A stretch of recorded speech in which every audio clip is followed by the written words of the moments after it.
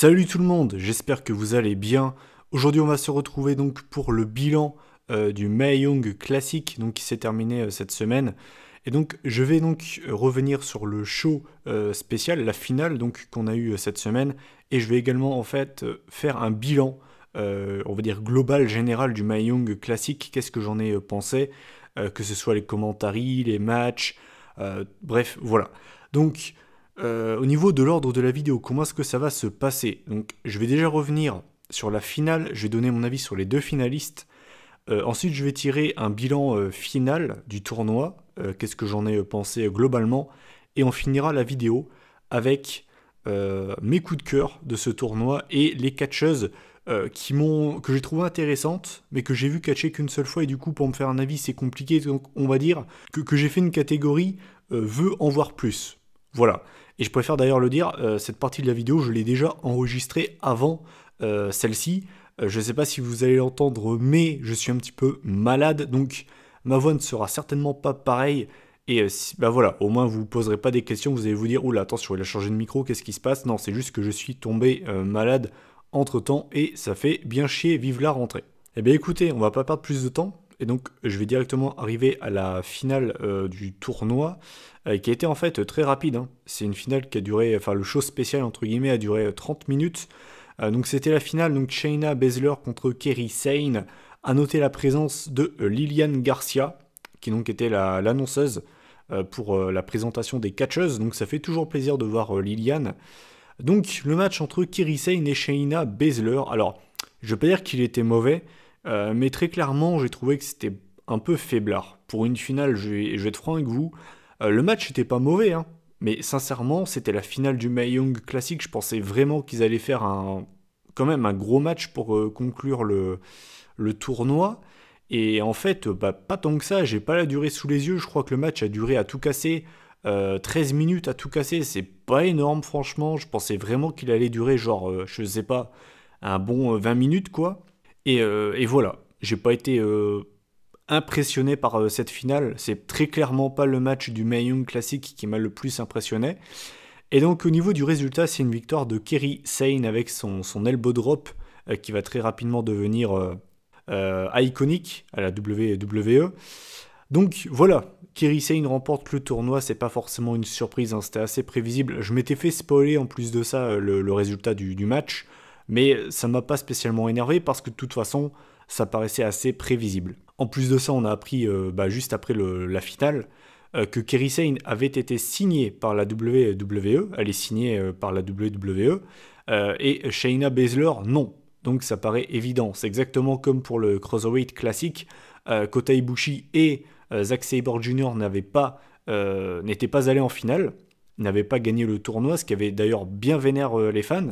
Mais c'était logique, parce que Grand Metalik et TJ Perkins étaient signés, et ils n'allaient pas faire gagner un mec qu'ils n'avaient pas signé, ça paraissait évident. Donc cette victoire de Kairi Sane, elle est prévisible.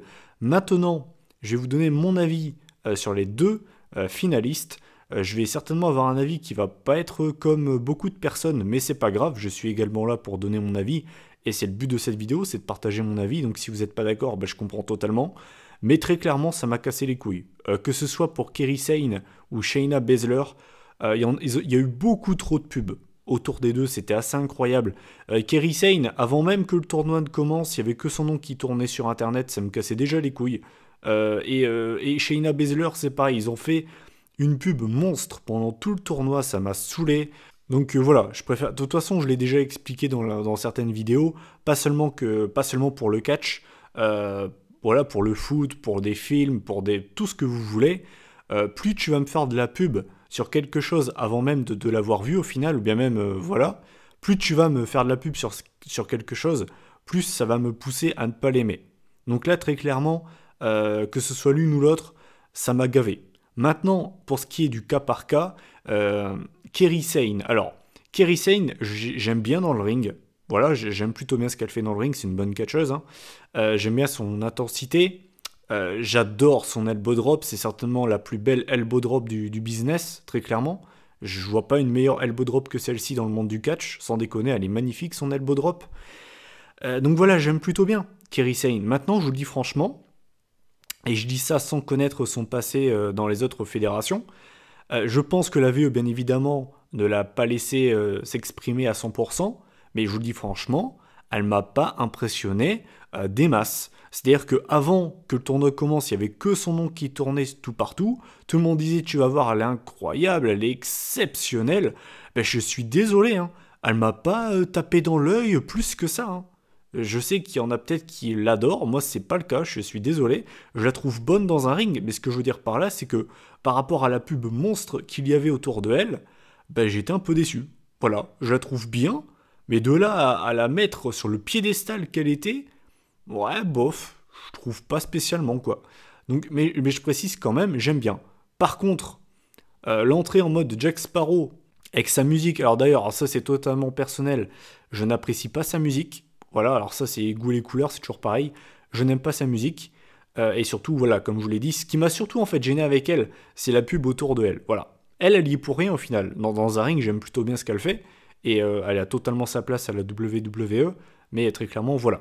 Cela dit, alors Shayna Baszler, par contre, alors là, j'en ai fait mon affaire personnelle, je vous le dis franchement. Je la trouve, mais alors tellement surcotée, vous avez même pas idée. Ah mais vous avez pas idée. Je suis désolé, il y en a peut-être qui vont me trouver dur. Je trouve qu'elle n'a absolument rien montré. Rien montré. Avec la pub mais phénoménale qu'ils ont fait autour de elle, en la présentant limite comme la Brock Lesnar féminine, je suis désolé, hein. Elle m'a absolument pas impressionné. Il y a des catcheuses mais qui m'ont 100 fois plus tapé dans l'œil, vous avez pas idée. Ça m'a saoulé. Ah mais ça m'a saoulé. Elle a fait aucun très bon match. Son meilleur match qu'elle a produit, c'est face à Kairi Sane. J'ai envie de vous dire en même temps, Kairi Sane, ça aide aussi, quoi. Mais son match contre Mercedes Martinez était plutôt pas mal. Et les deux matchs précédents, il n'y avait rien de fou, hein. Vraiment rien de fou, hein. Face à Candice LeRae, c'était vraiment moyen. Dans mes souvenirs, le match est très court. Et son match lors du premier tour, c'était un squash. Désolé, hein, Shayna Baszler, overrated as fuck. Elle m'a absolument pas impressionné. Et j'en ai fait mon affaire personnelle parce que très clairement, et c'est pas la mauvaise foi qui parle, c'est très clairement la meuf, elle est dans le tournoi juste parce que c'est la pote de Ronda Rousey. C'est bon. J'avais l'impression que ils en avaient rien à branler de Shayna Baszler, la VE. C'était juste pour montrer, regardez, il y a Ronda Rousey avec elle, c'est sa pote en fait. Il n'y en avait que pour elle. Et comme j'ai dit sur Twitter, par moments j'avais plus l'impression que c'était le Ronda Rousey classique. Il n'y en avait que pour elle. Et la meuf n'a même pas catché. Je vous laisse imaginer si jamais un jour elle signe avec la WWE, à quel point on va en bouffer. Ça va être n'importe quoi. Mais je vous jure, mais ça m'a saoulé. Bref, donc tout ça pour dire que Shayna Baszler, dans un ring, je ne vais pas dire qu'elle est mauvaise. Elle n'est pas forcément mauvaise, mais ce que je veux dire par là, c'est qu'elle m'a pas du tout impressionné. Et voilà. Ça reste que mon avis, bien sûr, je le partage, mais je n'ai pas compris cette hype. Et franchement, je vous dis franchement, je l'aurais très clairement pas mis en finale. Et du coup, voilà. Donc voilà, vous connaissez mon avis sur la finale et sur les finalistes. Maintenant, je vais vous donner donc mon bilan général du Mae Young classique. Alors, qu'est-ce que j'en ai pensé ? Le format tournoi me plaît toujours autant. Ils ont exactement repris les mêmes codes que pour le CWC et j'avais adoré. J'aime bien en général de toute façon les tournois et du coup j'ai bien aimé. Pareil, ce que j'ai bien aimé c'est quand ils ont commencé à faire les présentations, comme on dit les tail of the tape, comme on dit en anglais, les présentations face à face des catcheuses. Leur taille, leur spécialité dans le ring, leur prise de finition. Je trouve d'ailleurs que c'était pas assez précis. Ils auraient dû par exemple rajouter l'âge, rajouter l'expérience dans le ring, depuis combien de temps est-ce qu'elle a débuté dans le catch. Et je pense qu'ils auraient dû faire ça pour tous les tours. Je crois qu'ils ont commencé à faire ça pour les demi-finales. Je pense qu'ils auraient vraiment dû faire ça pour chaque match. Parce que ça donne vraiment un côté vrai sport. Ça donne vraiment ce côté UFC, boxe. Et j'aime beaucoup. Donc ça, j'espère que pour le prochain tournoi, j'espère vraiment qu'ils vont le faire pour tous les matchs. Même pour le premier tour. Donc voilà, ça c'était point positif. Pour ce qui est des matchs en général, qu'est-ce que j'en ai pensé ? Le premier tour a été assez faible, vraiment très très faible, au point où je me suis même dit que si le deuxième tour repartait sur les mêmes bases, j'allais arrêter de regarder. Mais j'ai trouvé qu'à partir du second tour, le niveau est quand même monté d'un cran. Après, je vous le dis franchement, il y a quelques matchs qui m'ont vraiment tapé dans l'œil. Notamment de tête Piper Niven contre Toni Storm, Kairi Sane face à Tessa Blanchard, Voilà, c'est les deux qui me viennent en tête comme ça, mais il y en a d'autres, hein. Il y en a d'autres, je vais les zapper, c'est pas grave. Ce que je veux dire par là, c'est qu'à partir du second tour, le niveau s'est amélioré, c'était meilleur. Après, franchement, ouais, un petit peu déçu. Je pensais que ça allait être un peu plus impressionnant que ça dans un ring.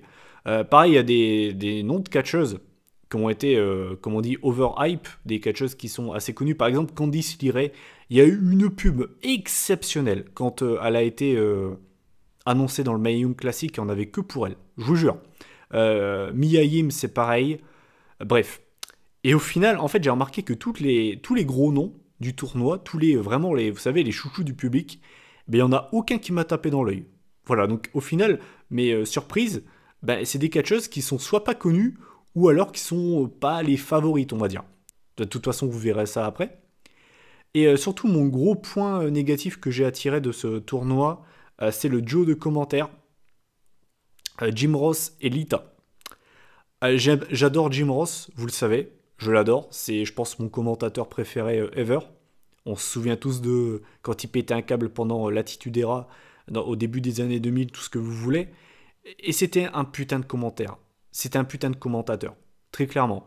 Et c'est pour moi le plus grand commentateur dans l'histoire de la WWE. Absolument. Maintenant, je vous dis franchement, je sais pas si. Alors, je sais que notamment pour ceux qui ont regardé le show de la New Japan sur le sol américain, apparemment, il a beaucoup bégayé, il a dit beaucoup de conneries aussi. Je pense que c'est l'âge qui fait ça aussi. Mais alors, le duo Lita-Jim Ross, je n'ai pas du tout aimé. Et je pense vraiment qu'ils auraient dû reprendre Mauro Ranallo et Daniel Bryan, qu'ils avaient fait un taf, mais alors exceptionnel lors du CWC, sans déconner, hein, sans déconner, leur duo de commentary, lors du Cruiserweight Classic, c'était incroyable. Mauro Ranallo, ce mec c'est une bibliothèque vivante, ce mec c'est Wikipédia, il connaît toutes les carrières des catcheurs-catcheuses, toutes leurs prises, leur vie personnelle, et je comprends pas pourquoi ils n'ont pas fait appel à lui, vraiment. Et je pense qu'ils auraient même limite dû essayer de faire comme duo Mauro Ranallo et Beth Phoenix. Alors, je vais pas faire genre que j'ai vu ce qu'elle savait faire, mais apparemment, de ce que j'ai entendu, parce que si vous voulez, il y a eu des matchs un peu bonus alors avec des participants du Mae Young Classic qui ont été diffusés sur le network, que je n'ai pas regardé. Apparemment, Beth Phoenix s'en est sorti très très bien. Donc, c'est vrai que ça aurait pu être très intéressant, mais de toute façon, je pense qu'ils auraient vraiment dû mettre Mauro Ranallo parce que actuellement, de loin, de très très loin, c'est le meilleur commentateur à la WWE. Enfin bref, voilà, vous connaissez mon bilan du Cruiserweight classique. Et maintenant, ben, je vais passer à la dernière étape de cette vidéo. Alors, maintenant, je vais vous donner mon avis sur les catcheuses qui m'ont les plus marqué. Il y a deux catégories. Voilà, donc j'ai décidé de faire ça en deux catégories. Je vais revenir sur les catcheuses qui m'ont vraiment marqué, on va dire mes coups de cœur. Et les catcheuses, alors je vais pas dire qu'ils m'ont pas marqué, mais que j'aimerais en fait en voir plus. C'est-à-dire elles m'ont intéressé, je les ai trouvées assez intéressantes, mais voilà, je peux pas trop juger, on va dire, parce que je les ai vues catcher qu'une fois. Et donc voilà, donc je pense que je vais commencer par les catcheuses que j'aimerais en voir plus, avant d'en vraiment avoir un avis, on va dire. Et voilà, après je finirai, on va dire, par mes coups de cœur. Et d'ailleurs, je préfère le dire, vous savez bien qu'il y a 32 catcheuses dans ce tournoi. Je peux pas faire du cas par cas, sinon la vidéo va être très très longue et c'est pas le but. Le but étant quand même de faire une vidéo à la fois intéressante et pas trop longue non plus, parce que je sais très bien que si la vidéo dure 1 heure, personne va l'écouter en entier. Et pareil, je préfère le dire, c'est pas parce que l'une de vos catcheuses préférées, je la cite pas, ça veut pas forcément dire que je l'aime pas. Je préfère le dire quand même, par exemple, je vais donner un exemple simple, Mia Yim ou bien même Candice LeRae, attention, alerte spoiler, c'est des catcheuses qui sont, comme on dit, favorites, enfin c'est voilà, c'est des catcheuses qui sont très aimées, qui faisaient vraiment partie des gros noms du tournoi, et au final, je ne les ai ni mis dans mes coups de cœur, ni dans les catcheuses que j'aimerais en voir plus. Mais ça ne veut pas pour autant dire que je les trouve mauvaises. Voilà, je préfère juste le dire quand même parce que, voilà, vaut mieux quand même préciser, on sait jamais. Donc alors, dans les catcheuses que j'aimerais en fait en voir plus, que j'ai vu, que j'ai trouvé assez intéressantes, mais sur un match, c'est dur de se faire un avis. Donc, Tessa Blanchard, qui s'est faite éliminer face à Kairi Sane lors du premier tour. C'est une catcheuse que je connais de nom, seulement de nom. Je sais que c'est la femme de Ricochet, je sais qu'elle a notamment catché pour la WCPW, et que son oncle ou son père, je ne sais plus exactement, est un grand nom du catch, hein. Blanchard, c'est très connu. Et au final, j'ai quand même bien aimé son match face à Kairi Sane. Je l'ai vraiment trouvé intéressante, agressive. Et j'aimerais en voir plus en fait. Donc je sais pas si elle va être signée par la WWE, j'espère en tout cas. Du côté de NXT, je pense que ça pourrait vraiment être une bonne addition.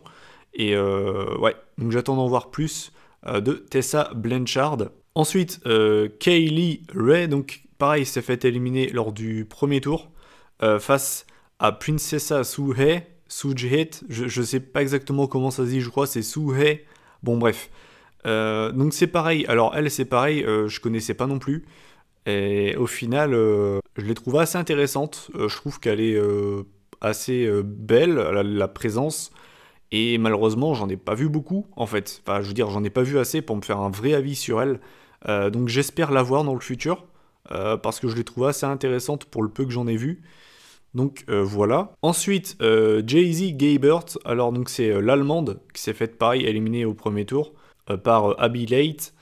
Pareil, j'ai trouvé assez intéressant. Elle sort complètement du lot. On peut pas. Là, c'est clair qu'elle sort du lot. Hein. C'est pas le genre de catcheuse que tu vois dans toutes les fédérations. Et justement, c'est ça. En fait, en général, moi, ce que j'aime bien, surtout chez les women's, c'est les meufs qui se démarquent. Parce qu'en général, c'est vrai que dans le roster principal, je trouve pas qu'il y ait beaucoup de meufs qui se démarquent. Alors, je sais pas si vous voyez ce que je veux dire. Ça va peut-être être mal interprété ce que je veux dire, mais quand je dis ça, c'est-à-dire que elles sont assez similaires. Alors vous allez me dire, oui, Sasha Banks, elle n'a pas la même couleur de cheveux que Becky Lynch, mais ce que je veux dire par là, c'est que au niveau du physique, au niveau de tout ça, du côté du main roster, c'est assez ressemblant. Il y a Charlotte qui est un peu différente parce qu'elle est vraiment très grande et elle est assez musclée, mais et Nia Jax aussi, par sa corpulence. Mais ce que je veux dire par là, c'est qu'en général, voilà, il n'y a pas assez de diversité, je trouve, du côté des femmes, même, enfin, je dis que dans le roster principal, enfin, même à NXT, je trouve. Et c'est pour ça que j'aime plutôt bien les femmes qui se démarquent. Et Jay-Z Gabert, on peut pas se le cacher, hein, elle sort très clairement du lot, elle est différente.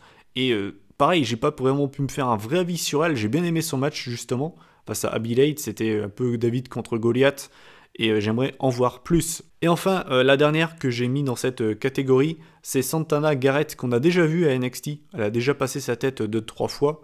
Elle s'est fait éliminer également lors du premier tour face à Piper Niven. Et j'ai vraiment bien aimé ce match. C'est pour moi, je pense, peut-être le meilleur match du premier tour avec le Tessa Blanchard de Kairi Sane. C'était vraiment un bon match. Et voilà, encore une fois, Santana Garrett, je pense qu'elle a vraiment pas mal de potentiel. Et pareil, je l'ai vu catcher qu'une seule fois. Enfin, en tout cas, on va dire longuement. Parce que de mémoire, ces matchs à NXT n'étaient pas très longs. Et en tout cas, ils m'ont pas marqué. Donc s'ils m'ont pas marqué, c'est que ça devait pas être incroyable. Donc voilà, j'espère en voir plus de Santana Garrett, mais de toute façon, je pense que si elle a déjà fait des apparitions à NXT, je pense que c'est une meuf qui est dans le collimateur de la WWE, et je pense qu'ils vont la signer pour pourquoi pas la mettre à NXT, pourquoi pas la mettre championne, mais dans tous les cas, c'est une meuf que j'aimerais voir dans le futur, en tout cas en voir plus. Donc voilà, donc ça c'était, on va dire, les catcheuses que j'aimerais en voir plus, que j'ai pas vu assez pour me faire vraiment un avis intéressant. Du coup là c'est vraiment mes coups de cœur. Les catcheuses qui m'ont les plus marqué de ce tournoi, il y en a 6 très exactement. Je vais commencer par Abby Late. Donc j'aime plutôt bien. Dans le ring, c'est pas la catcheuse qui m'a fait lever de ma chaise, même si je dis pas qu'elle est mauvaise, attention. Mais ce que j'ai bien aimé, c'est que c'est une bonne underdog, c'est-à-dire que c'est une femme qui se présente comme une danseuse, je crois, une ancienne danseuse. Enfin voilà, elle fait très féminine, mais ça veut pas pour autant dire qu'elle est pas badass. C'est-à-dire que la meuf, c'est contrairement à une Bayley, elle a de l'intensité et elle l'a montré. Et j'ai vraiment bien aimé ce côté underdog. Je pense vraiment qu'ils peuvent en tirer quelque chose. Et à mon avis, ils vont la signer. Voilà, je pense qu'ils vont la signer. Et je la vois bien arriver, pas au Performance Center parce qu'elle a déjà ses bases, mais je la vois bien arriver à NXT par exemple. Ensuite, second coup de cœur de ce Mae Young classique, Mercedes Martinez, qui a déjà, je crois, 36 ans. C'est son point faible. Alors, c'est pas de sa faute. Ce que je veux dire par là, c'est que 36 ans, c'est déjà un âge assez conséquent. Mais je pense que la WWE devrait la signer. Je l'ai vraiment trouvée intéressante. J'ai bien aimé son histoire qui dit qu'en gros, voilà, la meuf, elle en a chié. Elle a presque 20 ans d'expérience et que ce tournoi, c'était toute sa vie. Et c'est pour ça que j'aurais vraiment voulu la voir en finale à la place de Shayna Baszler. Mais j'ai bien aimé. Voilà, je trouve qu'elle a de la présence, elle a du charisme. J'aime bien sa prise de soumission, le Dragon Sleeper, j'ai toujours apprécié cette prise parce que je la trouve réaliste et crédible. Et du coup, voilà. En plus de ça, En plus de ça, elle rend un petit hommage à Matuidi à chaque fois qu'elle rentre sur le ring, hein, Matuidi Charo. Donc non, j'ai plutôt bien aimé. Donc j'espère qu'ils vont la signer et la mettre directement à Raw ou SmackDown. Je pense qu'avec elle, il faut pas perdre de temps. Elle a déjà 36 ans. Mais je pense que ça peut vraiment être une bonne addition, que ce soit à Raw ou SmackDown. Ensuite, troisième coup de cœur, Rhea Ripley, très jeune. Elle a seulement 20 ans. Alors je sais pas si c'est la plus jeune du tournoi, mais c'est très clairement l'une des plus jeunes. Hein. Ça c'est clair et net.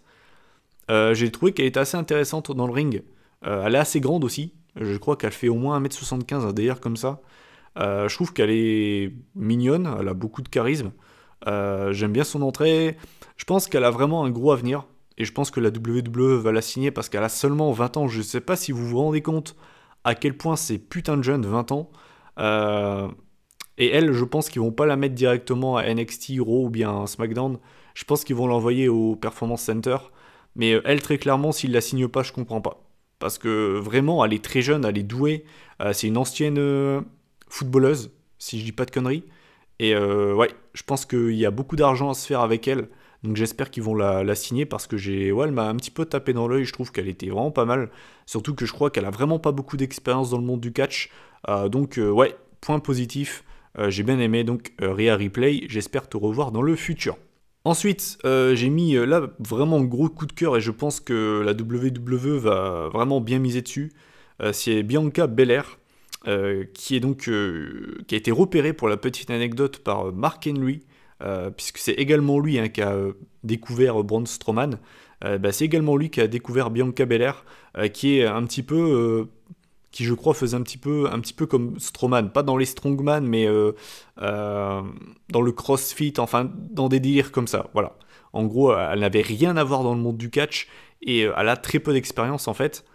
Et ce que j'aime beaucoup avec elle, c'est que c'est, comme on dit, une génétique beast. Elle me fait beaucoup penser, c'est peut-être une comparaison un peu chelou, mais elle me fait beaucoup penser à Brock Lesnar lors de son premier run entre 2002 et 2004. C'est-à-dire que elle n'est pas seulement très forte, elle est également très athlétique. Notamment, on voit Brock Lesnar qui, malgré sa taille, peut sauter très haut. On l'a notamment vu encore cette année à WrestleMania, quand il a esquivé le spear de Goldberg. On l'a également vu, je me souviens que Lesnar faisait le Shooting Star Press quand il était encore à la OVW. Et ce que je veux dire par là, c'est que Bianca Belair me fait beaucoup penser à ça. C'est pas seulement une meuf qui est très forte, elle est également très agile. Et je pense qu'elle peut aller très loin. Pareil, ne serait-ce que ça, vous allez me dire que c'est peut-être qu'un détail, mais le fait de se servir de ses cheveux pour se battre, c'est pas commun. Je veux dire, c'est pas dans tous les coins de rue que tu vas voir des catcheuses se battre avec ses cheveux.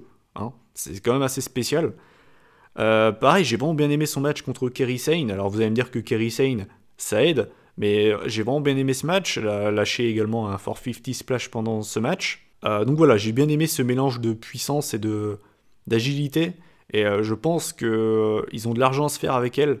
Et je pense qu'on va la voir plus souvent du côté de NXT pour pourquoi pas la mettre championne pour le futur. En tout cas, moi je ne dis clairement pas non.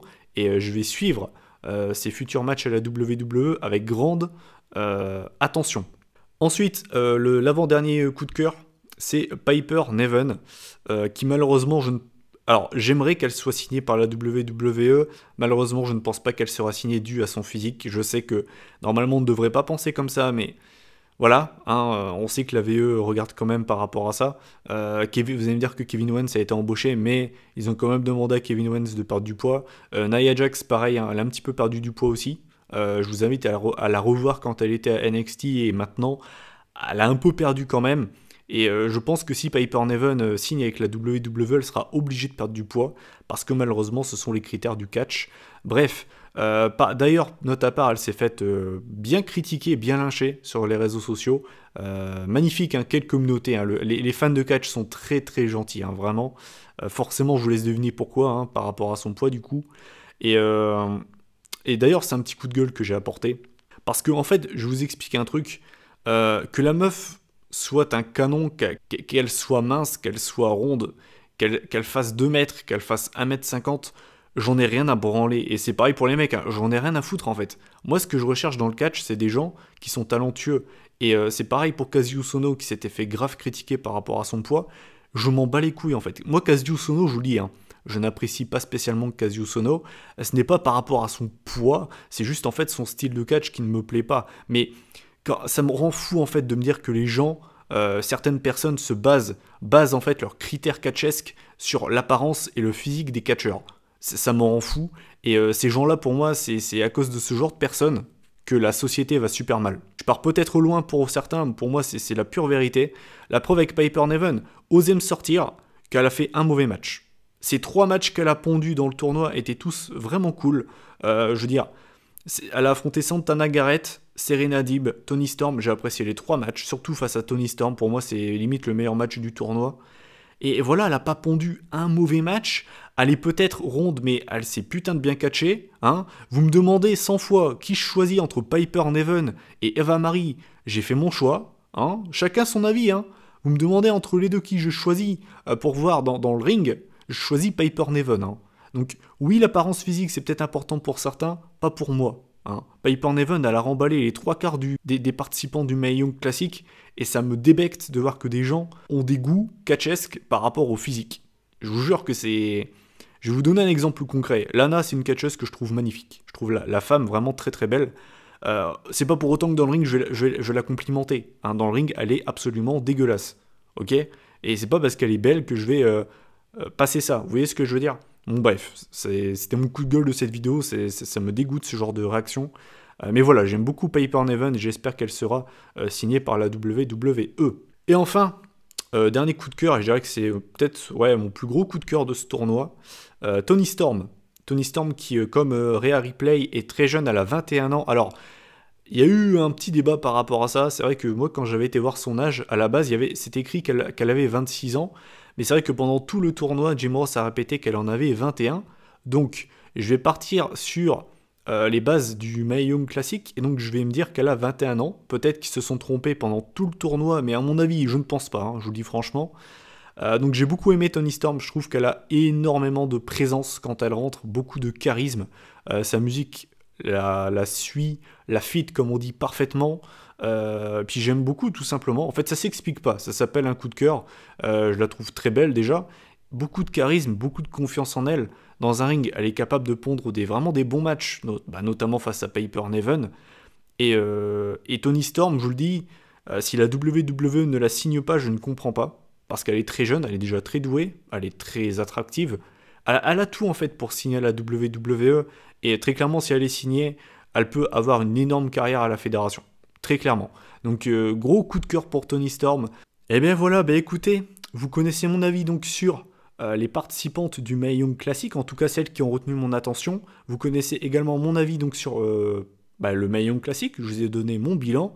Et vous connaissez mon avis sur les finalistes du Mae Young Classic. Maintenant, c'est à vous de jouer. J'attends tout simplement vos commentaires. Qu'est-ce que vous avez pensé du tournoi? Quelles sont les catcheuses qui vous ont vraiment tapé dans l'œil? Qu'est-ce que vous pensez de Shayna Baszler, de Kairi Sane? Est-ce qu'il y a des gens comme moi qui ont été gavés de la sur-hype qu'il y a eu autour de Kairi Sane et Shayna Baszler? Parce que très clairement, ça m'a saoulé. Est-ce qu'il y en a également qui en ont eu marre de cette pub exceptionnelle autour de Ronda Rousey alors que la meuf n'a même pas catché? Enfin bref, voilà, j'attends de connaître votre avis sur le Mae Young Classic, donc en commentaire, comme d'habitude, vous pouvez commenter, liker, partager cette vidéo si le cœur vous en dit. On se retrouve la semaine prochaine pour une prochaine vidéo. D'ici là, prenez soin de vous, salut tout le monde.